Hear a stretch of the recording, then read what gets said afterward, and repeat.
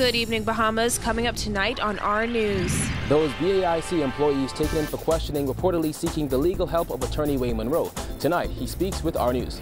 As the new government orders forensic audits, a PLP MP has questions of her own. Plus, the acting parliamentary commissioner gives a recap of last week's general election. That story straight ahead. The president of the Trade Union Congress speaks out on the new Minister of Labor. That story is coming up tonight, straight ahead.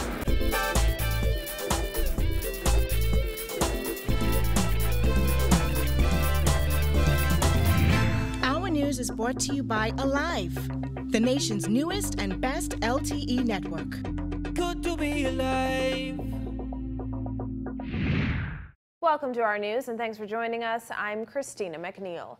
Topping news tonight, authorities are questioning 7 Bahamas Agricultural and Industrial Corporation employees and may question even more as part of a theft investigation. Assistant Commissioner of Police Clayton Fernander confirming to our news team that the employees were being questioned at CDU in connection with a theft by reason of employment investigation. And now we understand those workers have sought the legal help of attorney Wayne Monroe. Kyle Joaquin tells us more. Our cameras were rolling as plainclothes police officers left the Old Trail Road head office today in an unmarked vehicle. 4 men and 3 women all taken into police custody yesterday as an investigation commences into alleged theft at BAIC. The employees reportedly now seeking the legal help of Wayne Monroe, QC. We've been engaged for the persons, and I did see the persons who are in custody. I was told what the allegations are, which is why I can say the allegations I was told has nothing to do with money at all. We understand the items in question are computers, a television, and other electrical items, and that the entire incident was caught on camera.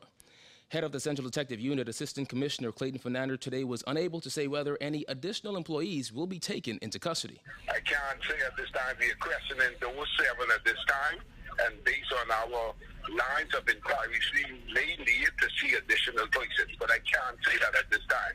And I hope those persons, I can't say at this time. The incident is believed to have taken place on the night of the general election. However, Fernander was tight-lipped on those details as well. All of that lines of inquiries, we are determining when it happened. If it's between a period, we will be uncertain at this time. So that's, as I said, officers are on the ground. We have detectives, investigators on the ground at this time. When we reached out to BAIC General Manager Troy Sampson today, he would only say that the matter is before police, and he wished not to preempt the investigation. He also could not say whether the 7 employees in question are still employed at the corporation. Their attorney now calling the particulars of the matter curious. I find it troubling that you have in CDU, and it was remarked at by officers, a case that would never be in CDU. And I find it remarkable that the approach to the suspects is different from the approach ever before. And I also find it disturbing the makeup of the persons, and particularly given what is the allegation. It's not an allegation of stealing 1 penny, not 1 cent. Now, Monroe said what all this appears to be, but what he hopes it's not, is another case of victimization. Since their arrest yesterday, government has announced that forensic audits will be conducted on other government agencies, including BAMSI. This is unseemly of a government whose prime minister said that victimization is illegal. If it is made out that this is victimization, I would expect that he will sack the minister and the persons responsible for it, because he says that is how he will operate his government.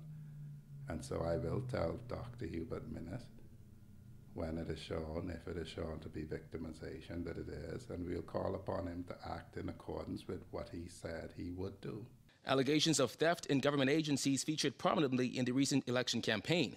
Police have said more details on this case will be made available to the public as they get them. For our news, I'm Kyle Joaquin. Well, one day after the Minnis-led cabinet revealed it would be conducting forensic audits of several controversial government institutions, Anglerston MP Glenys Hannah Martin suggested she will be seeking answers to allegations and accusations made about the PLP administration along the campaign trail. Under the last Christie administration, Hannah Martin was responsible for the Road Traffic Department, which has already been audited by the Auditor General. However, she suggests there are still outstanding issues to be clarified. There were some very misleading statements that were made and knowingly made, when they knew that there was never, the Auditor General never said 47 million was missing. He was speaking very differently, and based on what he said, it would have been missing when they served in the 5 years too, because it was talking about the efficiency of capturing revenue when you license vehicles and missing vehicles for varying reasons. So the same principles would have applied when they were government. As Minister of Transport and Aviation in the Christie cabinet, Hannah Martin maintained that last year's revelation about millions of dollars missing from the Road Traffic Department was misinterpreted, and that the Auditor General never said 47 million was missing. In elections, a lot of things are said. The good thing about elections is if you win, you have to deliver, and so we'll just wait on the delivery part of it. I'm staying out of it.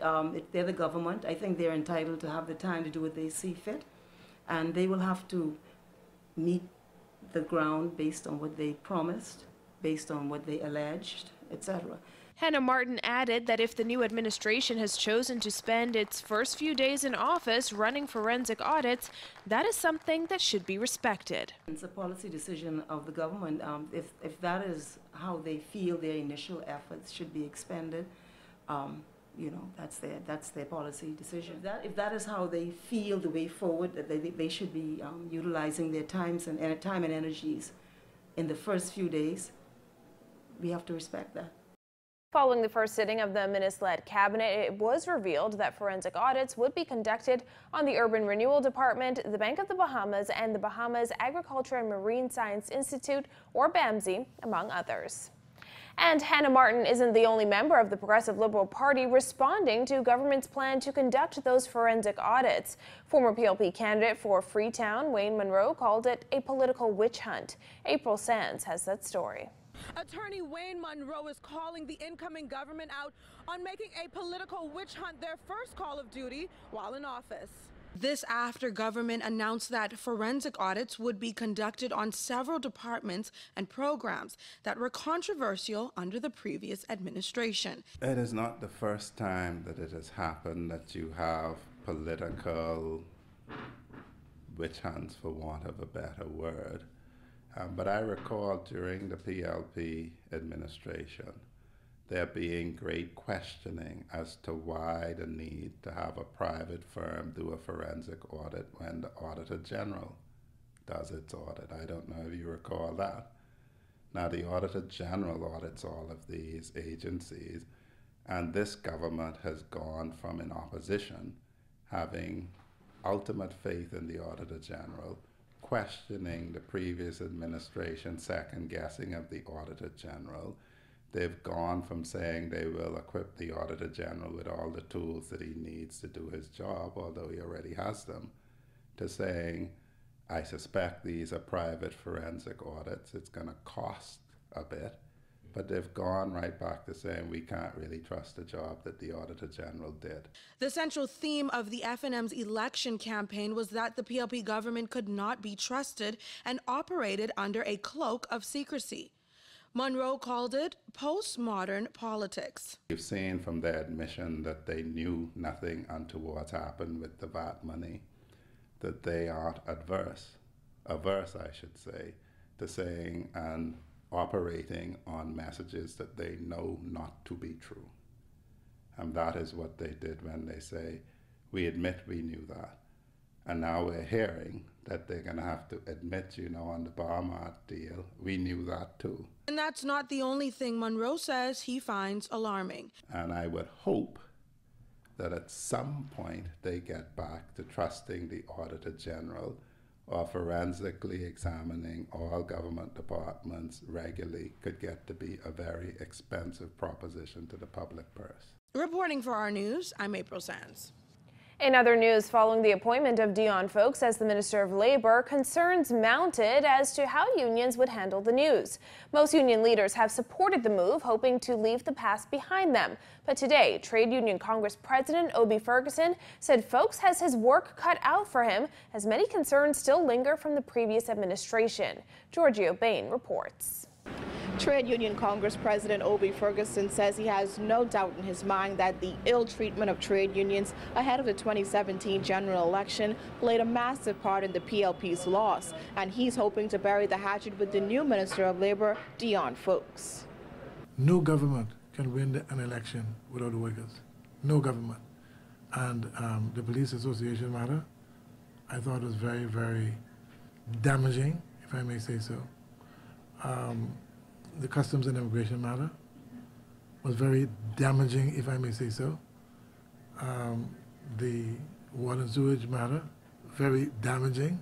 Ferguson also hit out at the former Attorney General Alison Maynard Gibson. Ferguson said the former AG committed several cardinal sins against the trade unions and proved on more than one occasion that she was prepared to turn her back on the Bahamian workers. You cannot be seen to be granting nollie to non-Bahamians, and when the Bahamians involved, you have to go and do all sorts of nonsense to get attention for her to do it. To me, it's a cardinal sin. It's almost an unforgivable sin of what she did to the working people of this country. And it didn't surprise me.